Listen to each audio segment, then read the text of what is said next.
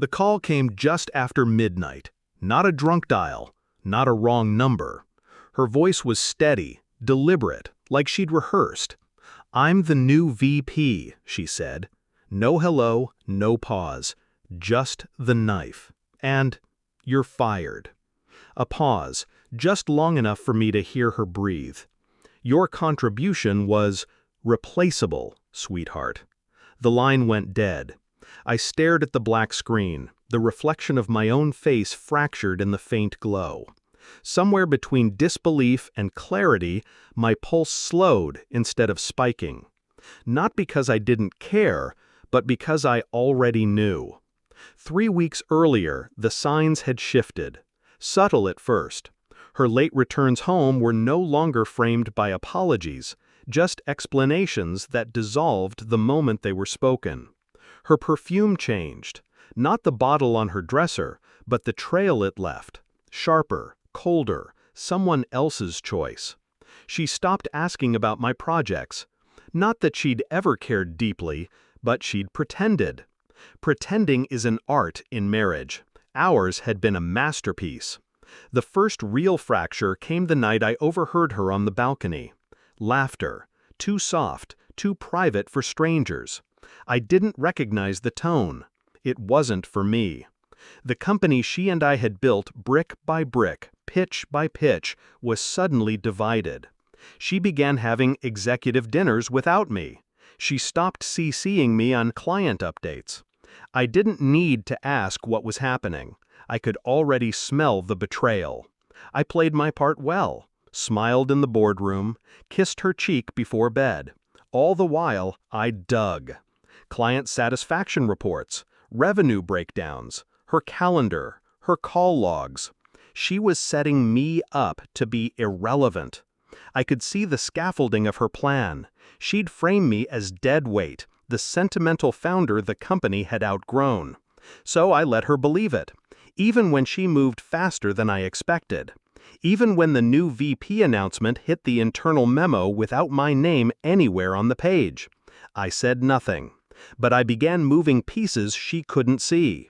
I knew which 4 accounts were linchpins, their retention clauses, their loyalty to me personally.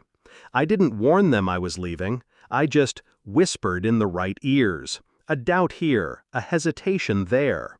When the moment came and she signed the termination papers, those accounts slipped quietly out the back door. By the time she realized, $80 million had evaporated. The CEO called me personally, not with regret, with threat. "Your contract says you're obligated to return if the company demands it.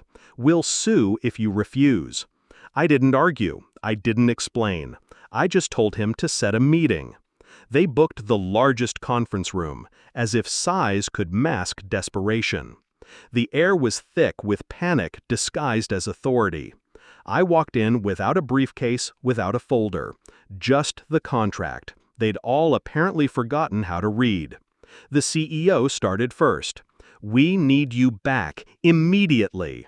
Her eyes never left me. There was no triumph in them now, only calculation, and the first flicker of something else. Fear. I didn't sit. I didn't speak right away. Instead, I laid the contract on the table and slid it toward the company lawyer. "Read Section 12. Slowly. The room stilled. The lawyer's brow tightened, then lifted slightly. He read aloud.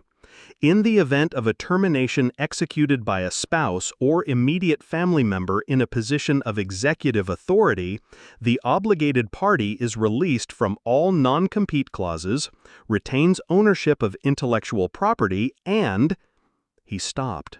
Her hands trembled. She turned to the CEO. "Oh my God," she whispered, because she realized exactly what she'd done. She hadn't just fired me, she'd freed me, legally, strategically, to take every client I had ever brought in and walk them into my next venture. Intellectual property, contacts, even trade secrets, mine. The CEO's face drained of color. I didn't smile, I didn't gloat. I simply said, "You're right. I am replaceable, and walked out. Outside, the air was colder than I expected. Sharp, clean. My phone buzzed. 3 missed calls from her, 1 from the CEO. I deleted them without opening. The building looked smaller from the street, almost fragile, like the people inside had mistaken its glass walls for strength, when in truth they were just glass. I didn't feel vindicated. I didn't feel anything. Power isn't loud. It's the quiet certainty that the game is over and you've already won. I crossed the street, not looking back. They'd remember this moment for years. She'd remember it for the rest of her life. And me? I'd already started building something new. Without her, without them, forever.